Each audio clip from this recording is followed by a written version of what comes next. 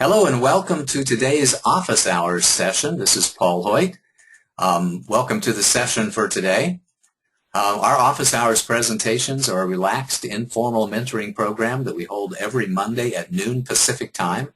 All these recording slides and exercises will be archived in our members area, and all of the recordings are available for free to everyone on my YouTube channel at youtube.com/user/Paul Hoyt. The reasons I do this is because being a successful small business owner can be a great experience, but it's tough. I know that you need the education, the training, and the tools, and the team in order to be successful, and I want you to get to know me, because when you get to know me, you'll know first and most importantly that I want you, that I really do care about you. I want you to succeed in every area of your life, whatever that means for you. I want you to find the greatness, the happiness, the divinity within yourself, and then remember it, embrace it, and live it every single day as I do. My passion is to increase the survival rate, accelerate the growth rate, and reduce the struggle rate of businesses in America. And my vision is to help millions of CEOs and entrepreneurs accelerate their business growth and enjoy greater harmony and balance in their lives. And you can help by passing the word. If you find value in these office hours presentations or the postings that I do online, then please share them with other folks and tell other folks that they can access the office hours or sign up to attend these programs live for free. Our office hours agenda is usually an in-depth discussion of a business success principle. Then I offer some closing remarks, special offers, and an invitation for next week's session. And then we go into open questions and answers and coaching. First of all, we like to have questions relative to the subject of the day, and then you're welcome to ask questions however you like. You can ask those questions live, or you can send the questions in via email, which I'm always grateful for. And we had an email question come in today, which is really nice. So if you think of a question during the week that you'd like for me to address in the next office hours session, then you are certainly welcome to send that to me via email. And during the week, I encourage you to join us in the Brilliant Business Groups on both Facebook and LinkedIn. On Facebook, it's facebook.com/groups/Brilliant Business. And for LinkedIn, it's bit.ly/Brilliant Business Group. Join us for our Business Success Principle of the Day postings that I do on Facebook and LinkedIn, typically 4 times a week, and an Energy of the Day posting that I do on Facebook every single day. We're up to number 507 was today's Energy of the Day posting. During the call, we invite you to go to the Brilliant Business Group on LinkedIn and make comments, ask questions, share insights and takeaways. And our goal for today is 20 comments and likes in our Facebook group. And you can use the Brilliant Business Group during the week if you like. We have a lot of people that monitor that group, and we offer a lot of great suggestions and encouragement. So if you're facing any challenges or issues in your business, or if you have any questions, by all means, post them to the Brilliant Business Group and get the support of not just me and my team, but the entire community as well. I want to make a special announcement. As many of you know, I've recently rebranded the business that we have into the Awakened CEO system. I want to invite you all to have an awakened conversation with me at a webinar we're doing this Thursday, April the 16th at 6 p.m. Pacific time.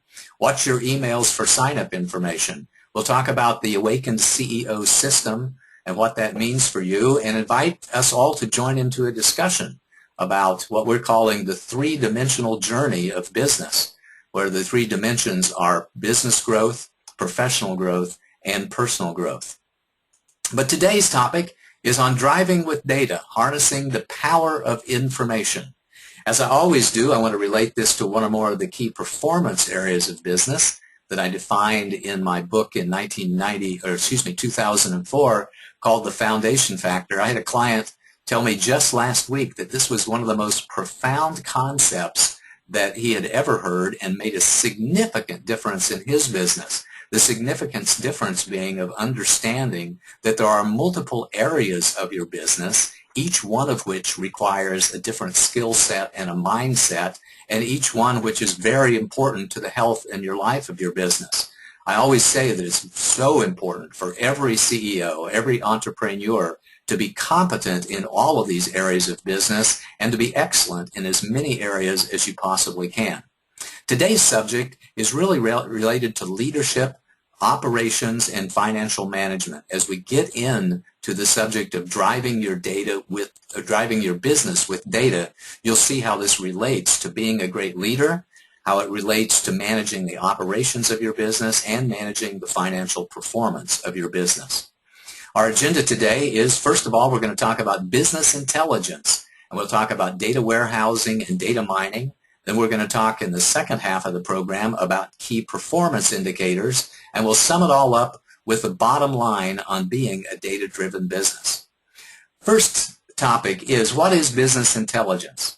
This term, as I went to review the history, was originally coined by Richard Miller Devens in 1865, a long time ago, way before they even thought about what a computer was. It was really quite surprising. And what he was talking about back then was somebody who had intelligence gathering spies or a network of reporting people out reporting on the business of his competition, and with that intelligence he was able to make better business decisions. But in modern times, it really is the next step from decision support systems. When computers started first being used in business in 1950s and 60s, they were primarily used just to increase our efficiency with processing data. And then somebody got the idea of doing management reporting based upon that data and coined the term decision support systems, which was pulling reports out of the data which was on the machine to facilitate the managing of the business and the making of great decisions. And they were popular from the 1960s to the 1980s or so. And then in 1989, Howard Dresner of IBM proposed the term business intelligence as an umbrella term to describe the concepts and methods to improve business decision-making by using fact-based support systems. The value of business intelligence is that it allows you to discover things about your business that can be extremely valuable to your business. It helps you make better decisions and helps you leverage your opportunities and close the gaps in the business. Now, my heart is with the field of business intelligence because in my experience, I worked with several large database software and consulting companies in the early 1990s. In fact, in 1995, I was the director of data warehousing and data mining for EDS. Some of you have heard the terms EDS. That was the business started by Ross Perot in the 1960s, which is around for many years and was finally purchased by Hewlett-Packard just a few years ago. And in the time that I spent with EDS, it was my privilege to work with some of the world's largest computer systems at the time, primarily in support of very large-scale data warehousing activities. Data warehousing enables sophisticated analysis of massive amounts of data, usually historical data, and typically from disparate systems. What I mean by that is it wasn't uncommon at all for a large company to have many different computing systems, a financial system, an operations management systems, a sales system, and a marketing system. And oftentimes, those systems did not talk to each other. The data was not related from one system to the next. And what they found is that if you took the significant data from each one of those systems and put them into what they called a data warehouse, that you could compare the information and contrast the information and discover some very interesting things about your data that you would never discover unless you pulled the information from those separate individual systems and put them in the context of a very large system. And those systems were large. Some of the largest computing systems at the time were focused on doing data warehousing related activities. The projects for them typically took very big budgets, and they were typically multi-month and multi-year projects that we did. What we learned to do, by the way, was to deliver value in stages or phases. What we found out was that as consultants and vendors of data warehousing products and services, that we could get a large budget, a $2 to $5 million budget, approved for a data warehouse by an extremely large company. But if we didn't deliver significant value very quickly, that budget would get pulled. In fact, our general rule of thumb was that you had to deliver significant value within 6 months and ideally within 90 days in order for the project to be continued for the full budget cycle of the project.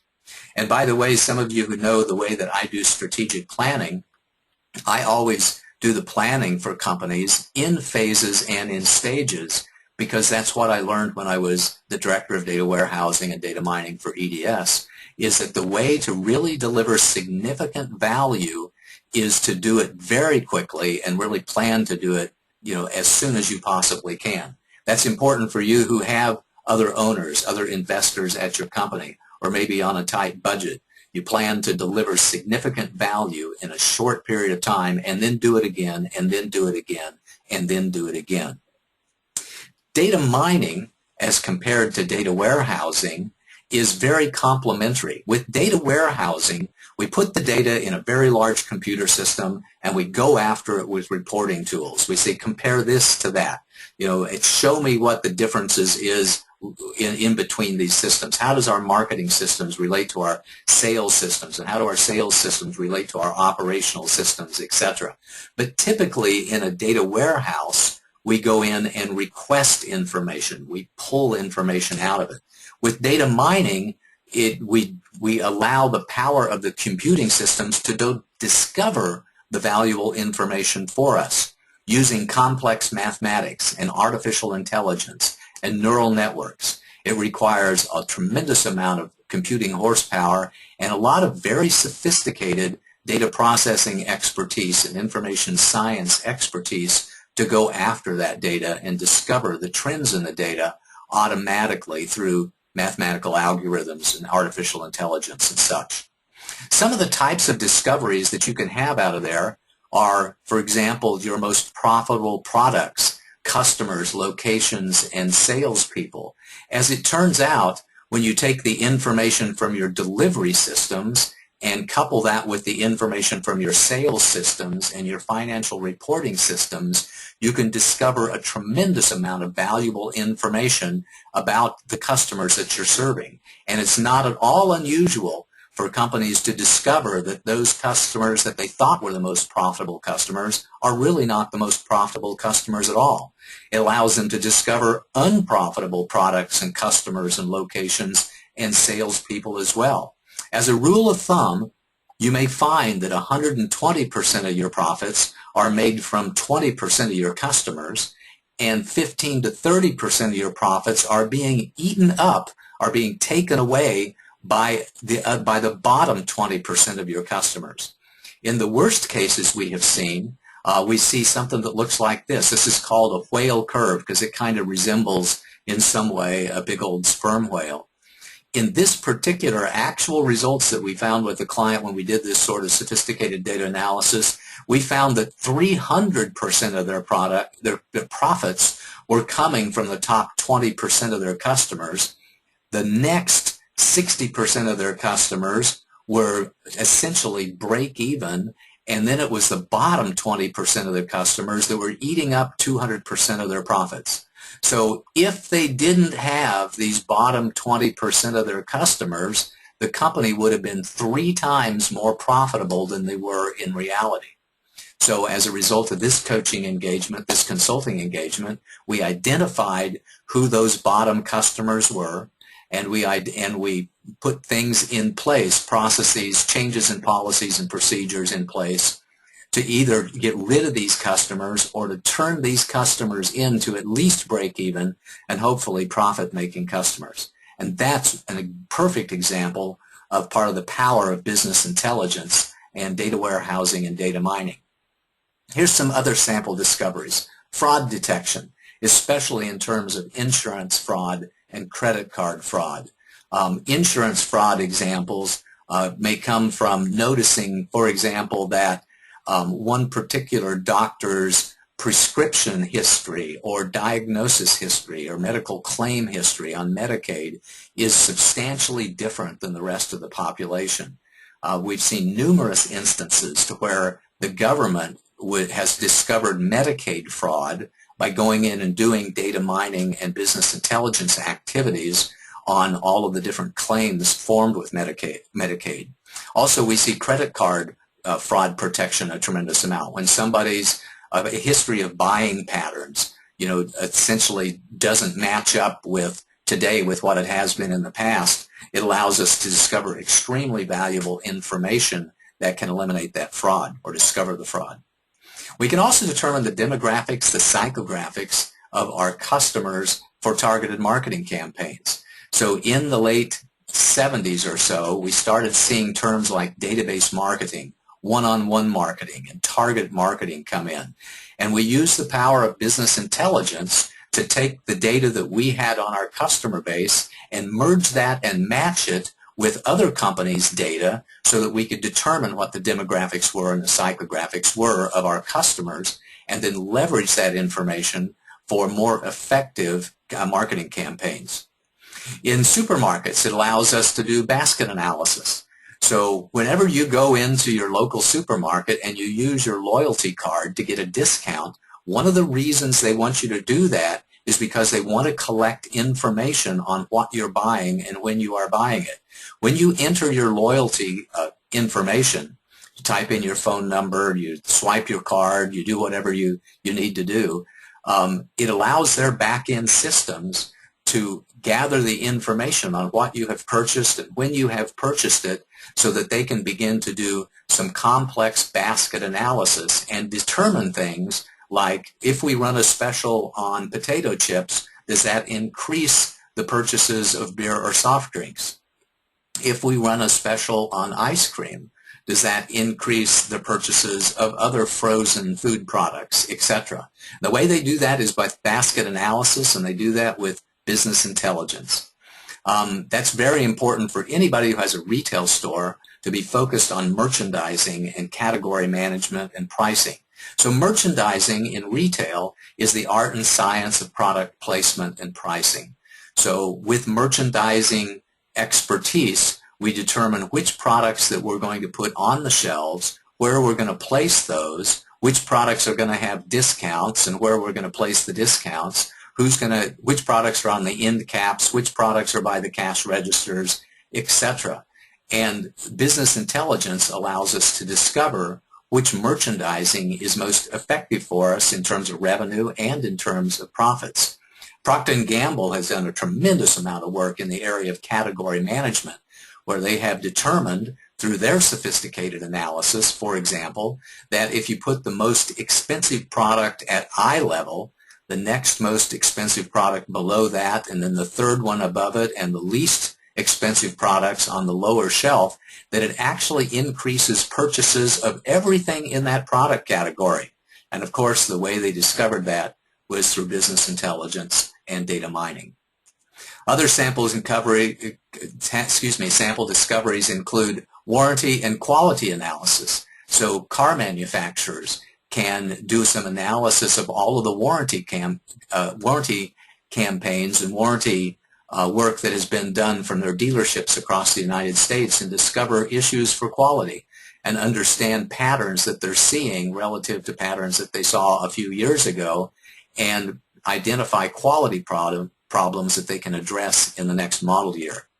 And traffic patterns for either foot traffic or for car traffic can be used through our business intelligence systems to even determine what the traffic is for people driving in cars and whether they're new cars or old cars, and determine the demographics of people going into particular neighborhoods or into shopping malls or driving on the freeways, so that they can do some analysis about for business development and even shopping mall planning and residential area development, etc. And they can use them individually for deciding whether or not a particular location would be a great location to, say, put up a fast food restaurant, etc. And in the communication industry, we saw business intelligence used a lot for detailed call record analysis, which allowed them to determine calling patterns, international and nationwide calling patterns, so that they could determine how to upgrade their communications equipment and capabilities and predict the future of calling patterns so they could deliver more efficient, more cost-effective service. A lot of the things that I've talked about so far are for big companies, but there's some things that small companies can do too. You can do profitability analysis on your clients. even if you're gathering the information by hand and analyzing it with Excel spreadsheets as opposed to spending thousands or hundreds of thousands of dollars on programmers, you can gather that information to determine who your most profitable customers are and how much it costs to get those profitable customers by analyzing your customer acquisition costs.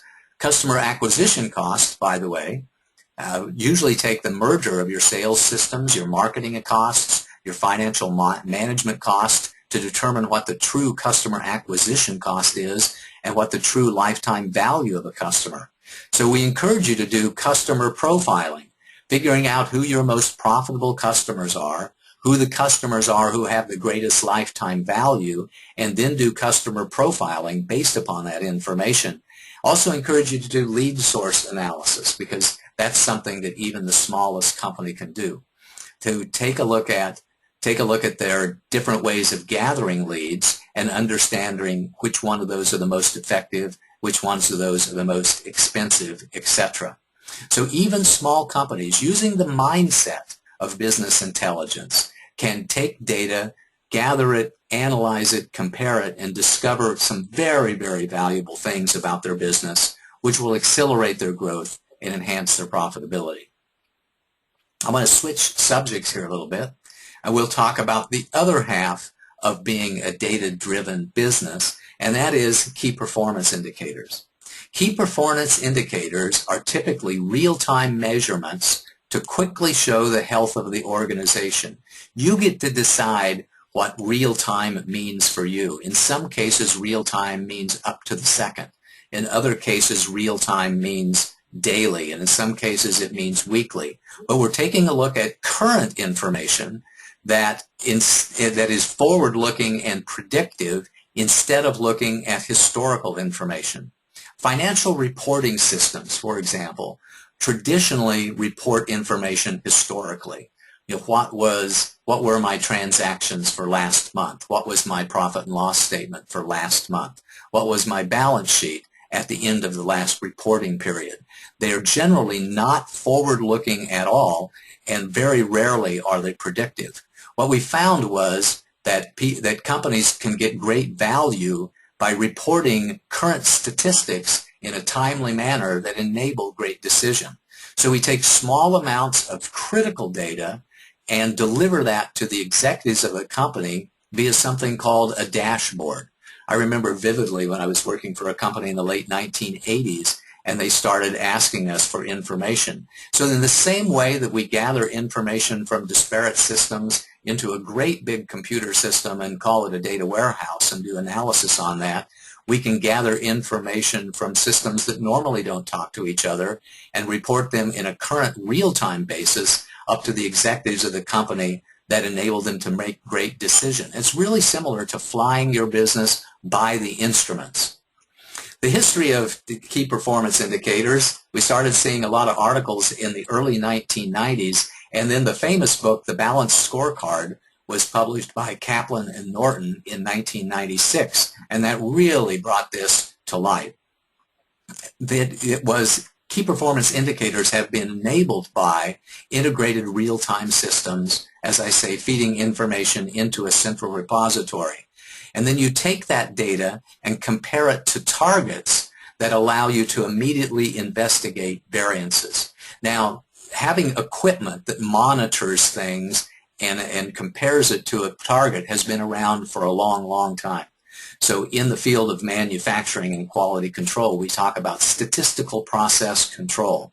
And statistical process control is just that. Through the use of statistics, we manage the quality of different processes, and whenever something starts to get out of variance or get out of tolerance in some way, lights flash and bells ring, and we can take action to bring that particular process back into tolerance. Well, key performance indicators in business is taking that same concept of measuring things, having some sort of immediate response from our systems, comparing that to what normal should be or what our desired goals are, so that we can immediately investigate the variances. Some of the common key performance indicators that we see in business are in the sales and marketing related areas. daily, weekly, and monthly sales. In your business, you may find it that necessary to report sales on a daily basis to see if there's any trends one way or the other, or if there's any anomalies in the reporting. Most companies report sales on a weekly or a monthly basis. You may also choose from a marketing perspective and sales management perspective to report on the strength of your pipeline, the number of opportunities that are in your pipeline, and the forecast value. You may say that, we have a healthy business if we have 10 deals in our pipeline with an expected value of $50,000. Or we have a healthy business if we have 1,000 deals in our pipeline with an expected value of several $1,000,000 at any one point in time. You can track your number of new leads by lead sources. You might have daily goals or weekly goals when it comes to the number of leads that you have. And in sales, you can also track the deals closed and lost. For some companies, it's critical that they close, 5 deals worth $10,000 every day, or 100 deals worth a couple of $100,000 every single day. And any time that they see that they're out of tolerance, they can take immediate action to investigate the reason for the variance and see if there's any corrective action that needs to be taken right away. Other common KPIs in the area of financial systems, we take a look at cash in bank. We may have a goal to have so much dollars in the bank every day. We may take a look at days sales outstanding, which is a measurement of accounts receivable, and we may take a look at our accounts payable to know what our accounts payable balances are.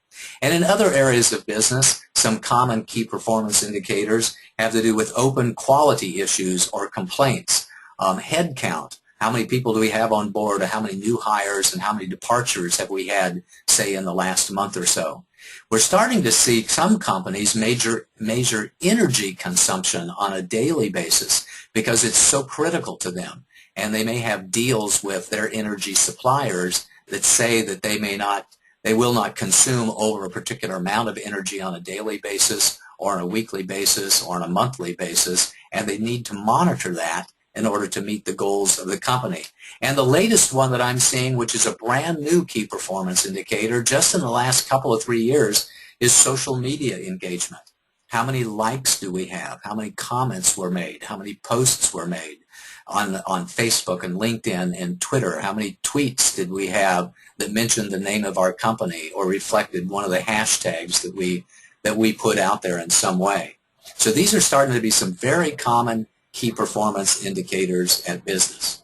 Again, just like business intelligence, when it comes to key performance indicators, small companies can employ them as well. You can measure daily, weekly, monthly monthly sales. You can measure the backlog, the amount of booked business that you have.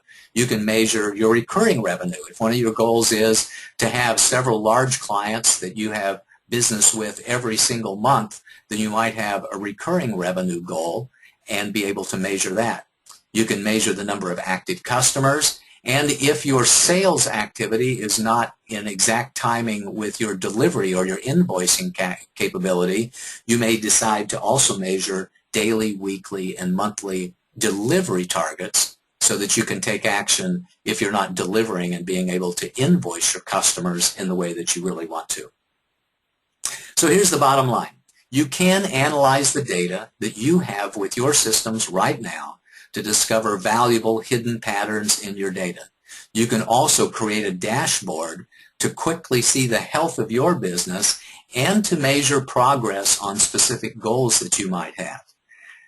That's been our agenda for today. We've talked about business intelligence. We've talked about key performance indicators. We summed it all up to the bottom line. And so here's your homework. Your homework, number one, is I want you to think about the data that you could analyze that would help you increase your sales and your delivery in a higher quality product or service at a greater volume and make higher profits. So figure out what you can measure in order to accelerate your growth and help you achieve the goals that you have set for yourself in your business. Then put a system into place that helps you manage the health of your business real time, that gives you current up-to-date information. Some of it you're reporting on a daily basis, other weekly, and some of it maybe even twice a day or even hourly. And then if you need any support with that, get coaching and consulting to help you design those systems, help you implement the systems, and gather that valuable data for yourself. We're going to go into open questions and answers and coaching in just a minute, where you'll have the opportunity to make comments and questions on the topic of the day and then related to any other issues that you'd like to address. Tell me what your biggest takeaways are and insights that you gained from this presentation. If you haven't already, go to our Brilliant Business group on Facebook and sign into that and invite other people to help you answer some of the questions that you might have and offer points of discussion there. Tell me what you're going to focus on. As you know, the Hoyt Management Group specializes in different types of support services. We have teach you services or educate you services, do it with you services, and do it for you services. We offer education, training, advising, mentoring, consulting, and growth management services. Primarily, we're focused on doing it with you and, in some cases, doing it for you. So if there's anything that we can do to support you in the growth of your business, we'd be honored to have that conversation with you. This is a reminder, we're having an Awakened Conversation this Thursday, April the 16th, where we'll talk about the Awakened CEO system, let you see a little bit about where that came from and some of the programs that we have, and invite us all to have a discussion, a mastermind or a group coaching discussion, if you like, about the concepts of the Awakened CEO system. Check your email, check social media, give me a call or send me an email if you would like to join us in that conversation this Thursday at 6 p.m. Pacific time. Our next office hours will be on April 20th, 1 week from today. I haven't decided what I'm going to talk about yet, so you can let me know what topics that you'd like for me to address by going to paulsurvey.com. And in between now and the time that we meet next Monday, do your homework. And with that, we'll open it to questions and answers and coaching. First, comments and questions on the subject matter of the day, if you choose, and then we'll open it up to anything else. Stephanie, do we have any questions for today or comments? We do. We have a couple questions here from Peter, who's on the call. If you want to, we can unmute him. First question, what are the basic skill sets of successful entrepreneurs? And what are the measurements by which an entrepreneur can identify his or her intelligence or quotient? I'll take those questions. Now, this is, by the way, is a great example of the value of attending the office hours for live in live form, because you get an opportunity to ask the questions that are most significant for you. These questions are not really related to the subject matter of the day, but I'm going to go ahead and handle them since you asked them. The first one, would you remind me what the first question was again, please? Yep, I will. What are the basic skill sets of successful entrepreneurs? Well, thank you for asking that question, because I think the basic skill sets of entrepreneurs have to do with the 7 key performance areas of business. Remember that slide from earlier on in the presentation. We talked about the 7 key performance areas as being leadership, marketing, sales, financial management, operations and administration, product development, and customer service. I strongly believe that CEOs and entrepreneurs need to have competency in each one of those areas. That's why we created the Awakened CEO Foundations program and a lot of the training and education programs we have to help CEOs and entrepreneurs understand what those are. Here in the United States, we don't teach on small business ownership and management. We don't teach what it means to be a CEO or an entrepreneur at almost in high school, certainly, and only a few colleges teach entrepreneurship at all. So the vast majority, and by vast majority I mean like 99.9% of everybody that's graduated from high school or college has no idea at all what it means to start and run and manage and grow a business. So I think it's really important for people to gain some education and training in all of the different areas of business so that they can be competent enough to have conversations with service providers in those areas and be able to make some really good decisions. Here's a great example of that. You know, I always preach, by the way, and I think preach is the right word, that the 2 most important functions of business are sales and delivery. In my business, we talk about sales and delivery, sales and delivery, sales and delivery all day long. But most people don't get any training at all on what it means to be good in sales and very few people in high school and college get training on what it really means to be effective in delivery. They get training on things like economics and finance and English, some basic skills that help them perform a job wherever that job is, but they don't get training on the details of that job at all. So I think the answer to that question is really best discovered in the Foundations program that I have, where I talk about the different best practices in each one of those 7 key performance areas of business, and what will give you a very good foundation for growing a business and being a more effective CEO and entrepreneur. And Peter had one other question, right? Stephanie?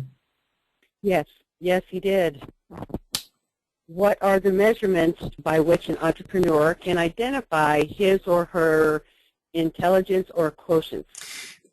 Again, a great question. In part of the programs that we do what we call a business foundation profile, which judges and rates your performance and your experience and your capability in each one of the key performance areas of business relative to the requirement of your particular business. If you've had an opportunity to watch the Business Survival Boot Camp, I introduced the concept of a business complexity factors there. I also did an office hours presentation on business complexity factors some number of months ago that we can look up for you. But essentially what the message is that businesses vary in complexity. If you're starting a consumer products business, that is a far, far more complex business than being a coach or a consultant, for example. So the measurement of your capabilities, skill set, and experience needs to be relative to the complexity of the business that you are trying to start. If you want to be a very simple business, like a coaching business or a consulting business, you don't have to have near the sophisticated requirements as if you're bringing a medical device to market or you're dealing in contracts with the federal government, which are much more complex businesses. So the right answer to that is it really varies based upon the type of business that you have and the stage of business that you have and the size of business that you have. And that's one of the things that we go through in our Awaken CEO Gold program, is through that analysis of the business that you want to create, your own capability and experience, the business complexity profile, which allows us to get a business foundation profile, which help us identify the gaps that are specific to you in your business relative to what you want to accomplish in the next 6 months. So everybody's a little bit different based upon the business that they have, their experience levels, the size of business, and the stage of business. Next question, Stephanie. Okay. Back to the subject matter. What KPIs do you use in your business? In my business, we have some very specific key performance indicators. I'm really focused on delivering. I'm a very creative person, so I really enjoy, as you can tell from these office hours presentation, creating new content and delivering it, every single week. And I write books, and I really enjoy creating. So what I find is that one of the most useful things I do is measure the amount of billable hours that I do every single day. I have goals for myself about the number of hours that I bill every day and the number of hours that I bill every week and the number of hours that I bill every month. And I measure that every single day. Every single day I will get up and find out how many hours did I bill yesterday, and it helps me understand how I'm doing relative to the achievement of specific goals that I have for billable hours and for revenues that I have each day. So we also measure the strength of our pipeline, the number of opportunities that we have in the pipeline and the forecasted sales of the pipeline. We measure the number of lead generation channels that we have and the amount of leads that we're getting and closed businesses that we're getting through each one of those channels. So most of my measurement has to do with sales and delivery. In the support of sales, we measure leads and size of pipeline, and in the support of delivery, we manage the hours that we bill and the dollars that we invoiced each and every month. So those are the key performance indicators that are most important to me in my business, and the ones that we report on either every day in the case of delivery or every week in the case of sales.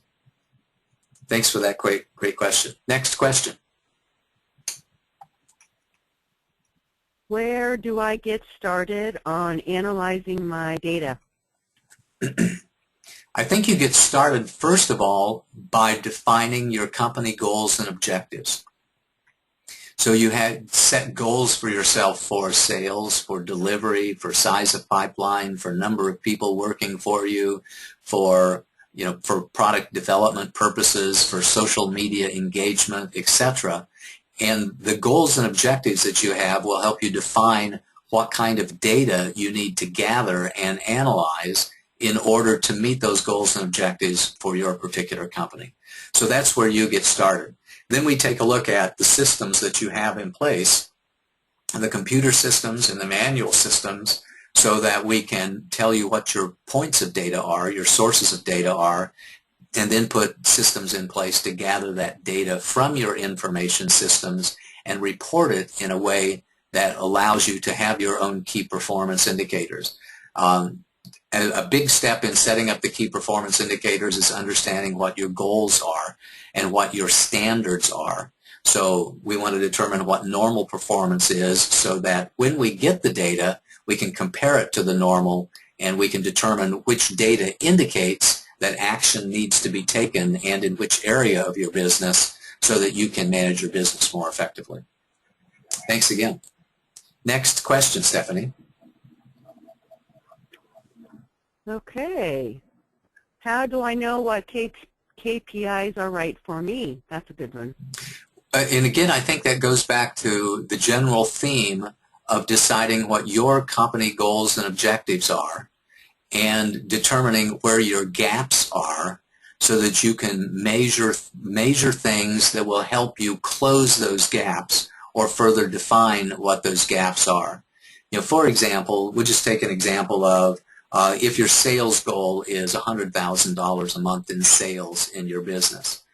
For some of you, that's a large number, but for other of you, that's a very, very small number indeed. If you have a $20 million a year business, then your goal is millions of dollars a month in revenue, not just $100,000 a month in revenue.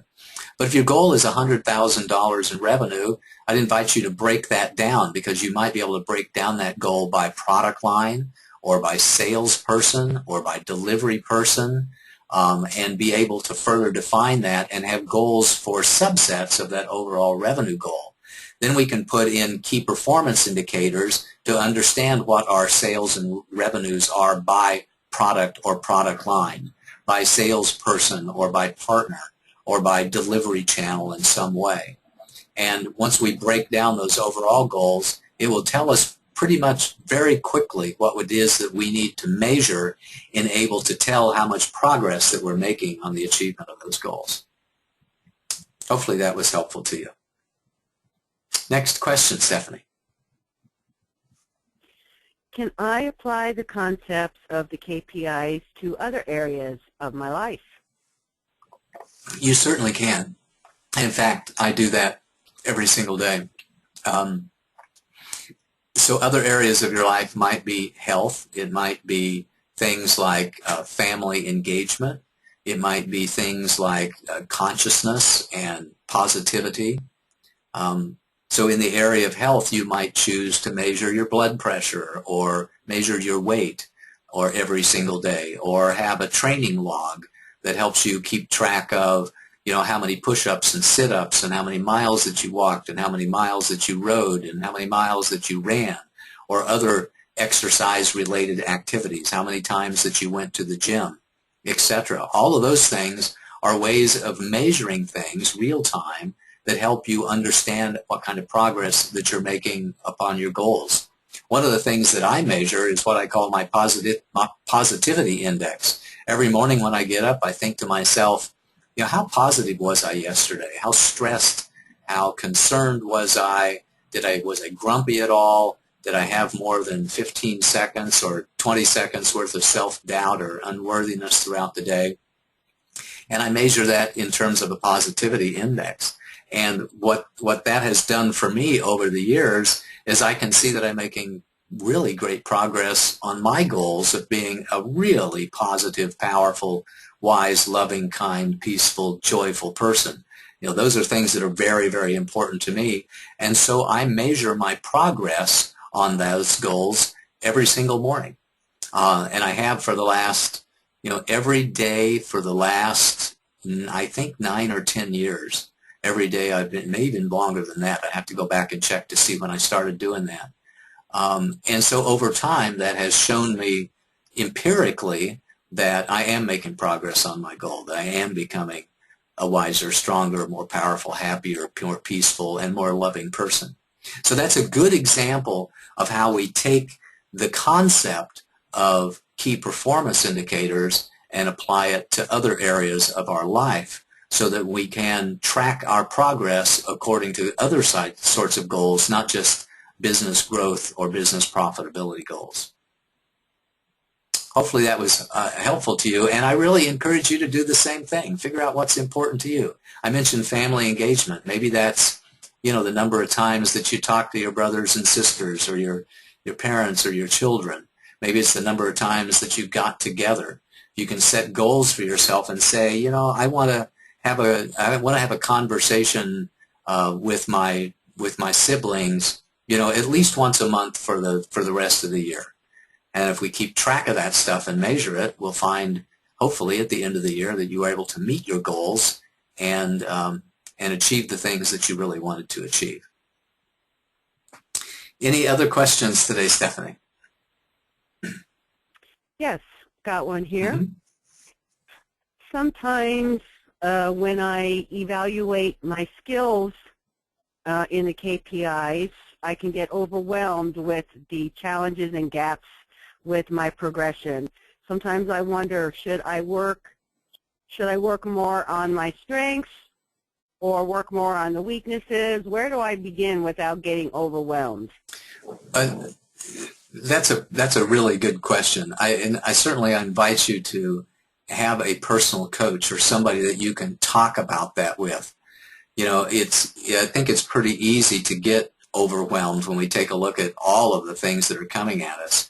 But with the help of a coach, you can take those 20 things that you want to do or 20 areas that you want to make improvement on and narrow it down to the top 10 and then the top 5 and then the top 3 and decide for yourself that I want to make progress on these 3 areas this week or this month or today, whatever time frame is right for you. And just focus your time and energy on the top 3, knowing that next week it might be a different top 3, and maybe after that will be the next top 3. But this coming from the very big picture down to understanding what we can do tactically right now today to make progress on our life goals is a very important skill set, and oftentimes it's one that is difficult to do on our own.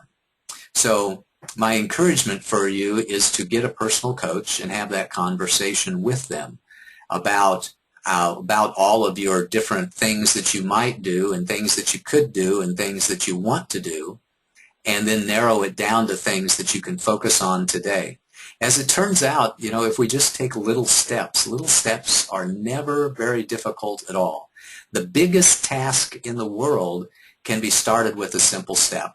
The longest journey in the world, a journey of 1,000 miles, starts with a single step. Determining what that step is oftentimes something that you can use a little coaching and support with. And then we can switch from being planning mode or being overwhelmed mode into task mode and actually focus our time and attention on doing the thing that's right now in front of us today. Taking that breath, taking that next step, making that phone call, writing that email. And as it turns out that life is never very difficult if you just take it one small step at a time. And if you're having challenges with taking that next step, then break it down into a series of steps too, each one of which is very tiny and very achievable that you can focus on. So that's a great question. I think that's the key is taking the great big things and breaking them down into small tasks and then focusing and then breaking those small tasks into even smaller tasks until it becomes easy. You say, oh, yeah, I can pick up the pen, or yes, I can pick up the phone, or yes, I can open up that email, or yes, I can pick up the broom, whatever the task needs to be.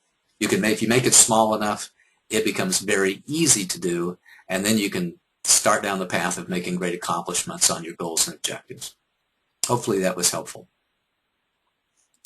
Any other questions or comments for today, Stephanie? I just have a little comment here about data. One thing that I've learned from you and from other coaches that I've worked with, when we get all the data in front of us, many times we tend to overlook the value of the bad data as well as the value of the good data. There's so much value that you can get from the bad that as long as we look at it with the right viewpoint and coming from the right perspective, there's so much that can be gained from that. Would you like to, can you expound on that for us a little bit? I would. So bad data to me has two different definitions. One definition of bad data is data that's reporting something that is showing us a problem. You know, that the data itself is accurate and timely, but it's reporting that we have a bad result or there's a bad problem. The other definition of bad data is that the data itself is of very poor quality and dubious usefulness. So with bad data of poor quality, what it typically will tell us is that we got an opportunity to improve the way with which we measure things. And one of the great rules of management is that which is measured improves. So if we look at an area of our business and we have bad data on that, we can be pretty sure that the bad data is disguising or indicative of an underlying problem. Because if it was really good data, in terms of being accurate and timely data, then we know that things are being measured, and those people who are doing the things, or the machines that are doing the things that generate the data in the first place, typically know that it's being measured, and because it's being measured, the results will improve. And the other thing, other definition of bad data is the data that's reporting a problem. And yes, some people are really, totally ignore the problems. They only want to hear the good news. They don't want to hear the bad news. And if you don't hear the bad news, then you really allow problems to get out of hand. The old adage of a stitch in time saves 9 means that if you have a small tear in a piece of fabric and stitch it right away, then it will save a much more daunting task down the road when that tear in the fabric becomes a very large tear indeed. And the same is true about our businesses. Corrective action in a timely manner will prevent a problem from growing so that it's a big problem later on down the road. Great question. Thank you, Stephanie. Other questions? That's it for today, unless anybody from the unless we have any more from our guests. And you're welcome to raise your hand. You can click on the chat box and we can unmute you and we can have some conversations here for the next 2 or 3 minutes. We've got 5 minutes before the hour. If there are no other questions, I'll remind you that we're doing an Awakened Conversation this Thursday, the 16th, at 6 p.m. Pacific time, and invite you to join us. Watch your emails for sign-up information for that webinar. And not seeing any other questions or comments come through for the day, I'd like to wish you a fantastic week. And until we meet again, this is Paul Hoyt wishing you a most marvelous and prosperous day. Bye-bye.